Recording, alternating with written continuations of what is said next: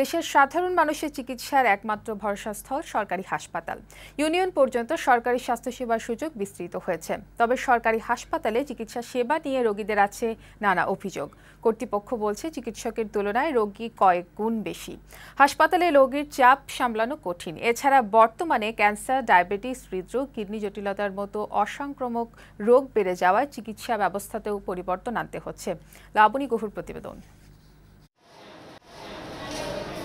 শিশু ও মাতৃমৃত্যুর হার কমানো, সফল টিকাদান কর্মসূচি, সংক্রামক রোগ কমানো সহ বেশ কিছু রোগের কবল থেকে বিগত কয়েক দশকে দেশের চিকিৎসা সেবায় যুগান্তকারী কিছু সফলতা এসেছে, কিন্তু নিশ্চিত হয়নি সবার জন্য সার্বজনীন স্বাস্থ্য সুরক্ষা। দেশের সাধারণ মানুষের চিকিৎসার জন্য ভরসাস্থল সরকারি হাসপাতালে চিকিৎসা সেবা পাওয়া নিয়ে অভিযোগের অন্ত নেই রোগীদের। একটা স্যালাইন 100 টাকা, সেটার জন্য তারা লোভে কারাকারি করে বিক্রি করে। সরকারি হাসপাতালগুলোতে দেখা যায় রোগীর ভিড়। নির্ধারিত বিছানা ছাড়াও হাসপাতালের বারান্দা, অলিগলিতে রোগীকে চিকিৎসা দিতে হচ্ছে। সীমিত পরিচ্ছন্নতা কর্মী এবং কাজে ফাঁকি দেওয়ার মানসিকতায় অপরিচ্ছন্ন হয়ে থাকে হাসপাতালের মেঝে, টয়লেট সহ বিভিন্ন স্থান। আবার সেবিকাদের ব্যবহার নিয়েও অসন্তোষ প্রকাশ করেন রোগীরা। যদি গিয়ে বলি যে মেশিনটা দরকার একটু দিয়ে যান, আমরা তো পারি না। ওখান থেকে 80টা টিপ দিয়ে ভিতরে দিয়ে বলে কি এখন নিচে গিয়ে দেন, আপনারাও পারেন, আমাদের কাছে আসেন কেন?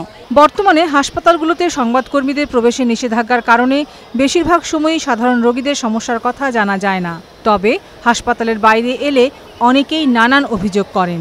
ডাক্তার রিপোর্ট দেখা বলছে যে আমাকে এখানে সিরিয়াল আছে 21 জন রোগী আছে আর হলে 22 জন, তাহলে আপনি 2 মাস থেকে আড়াই মাস কত হয়ে যাইবে, আপনার ট্রিটমেন্ট চালাইতে হবে, কিভাবে পারবেন এটা আপনাকে দেওয়ার বিষয়। তারা বলছে যে আমাদের অমুক জায়গায় যদি প্রাইভেটভাবে করান তাহলে আমাদেরকে যখন বলবেন আমরা প্রস্তুত নিছি। দেশে গড়ে ৬,৫৭৯ জন রোগীর বিপরীতে ডাক্তার আছেন একজন।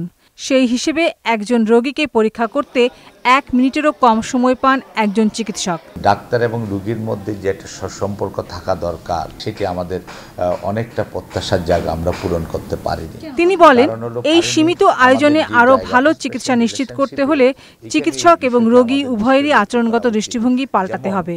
সরকারি ডাক্তার বা নার্সদের কথা বলি, তারাও একটা অধিকার নিয়ে কথা বলে, আমরা গভর্নমেন্ট সার্ভেন্ট, হু কেয়ারস। বর্তমানে অসংক্রামক রোগ বাড়ছে, তাই জেলা ও বিভাগীয় শহরের হাসপাতালগুলোতে চিকিৎসার মান বাড়ানোর পরামর্শ দেন বিশেষজ্ঞরা। বিভাগীয় শহরে যে আমরা এগুলি শক্তিশালী করে দিতে পারি, তার পর্যায়ক্রমে জেলা শহরে, পর্যায়ক্রমে উপজেলা শহরে, তাহলে দেখবেন যে আমাদের হয়তো আগামী 5-7 বছরের মধ্যে দেখবেন যে আমাদের স্বাস্থ্য ব্যবস্থা একদম জনগণের দোরগোড়ায় পৌঁছে যাবে। তৃণমূল থেকে সেবা নিশ্চিত করতে সকলের আন্তরিকতা বাড়ানো প্রয়োজন বলে মনে করেন তারা। লাবণী গুহ, বৈশাখী সংবাদ, ঢাকা।